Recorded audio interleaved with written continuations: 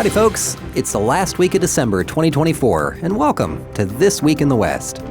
I'm Seth Spillman, broadcasting from the National Cowboy and Western Heritage Museum in Oklahoma City. On this podcast, we share stories of the people and events that shape the history, art, and culture of the American West, and those still shaping it today. Woodward Ritter had gone to the University of Texas to study the law. Yet here he was in his fourth year of college, and his grades were a disaster.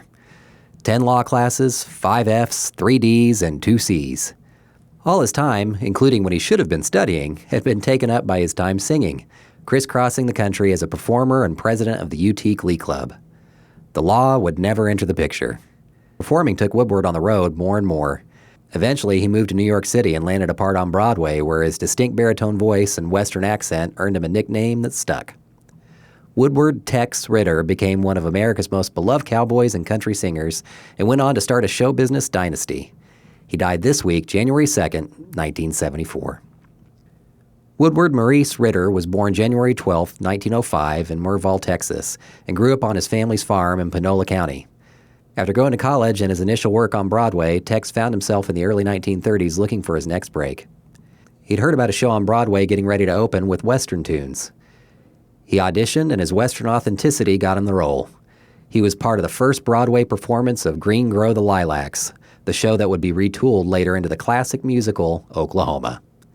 After his success on the stage, Tex tapped into the increasing popularity of Western performers like Gene Autry.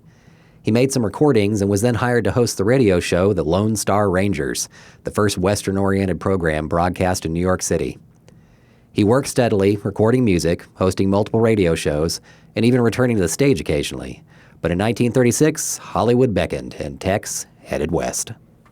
Tex was again riding in Gene Autry's wake as studios scrambled to get their own singing cowboys, including Grand National Pictures, a B-movie outfit making as many movies as possible, fast and cheap.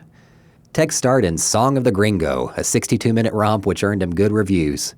One theater owner wrote to Grand National, "This young star is going places.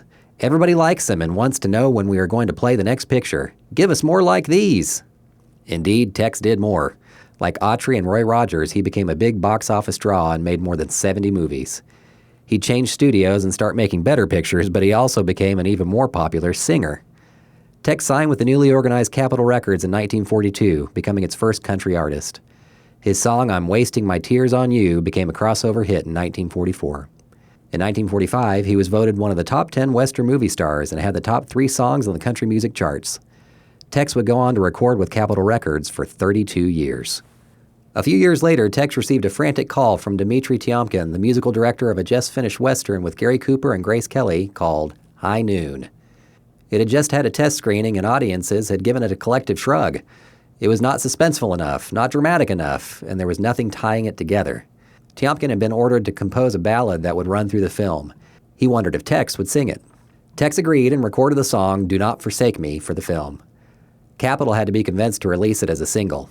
High Noon and Do Not Forsake Me were instant classics. The movie is considered one of the greatest Westerns ever made, and the ballad would win an Oscar for Best Original Song, selling more than 800,000 copies. By the 1950s, Tex expanded his career into television with Town Hall Party and Ranch Party. He became a founding member of the Country Music Association and, in 1964, was elected the 5th member of the CMA Hall of Fame. He's also a member of the Hall of Great Western Performers here at the Cowboy. Ritter later moved to Nashville, joined the Grand Ole Opry, and even ran for the U.S. Senate.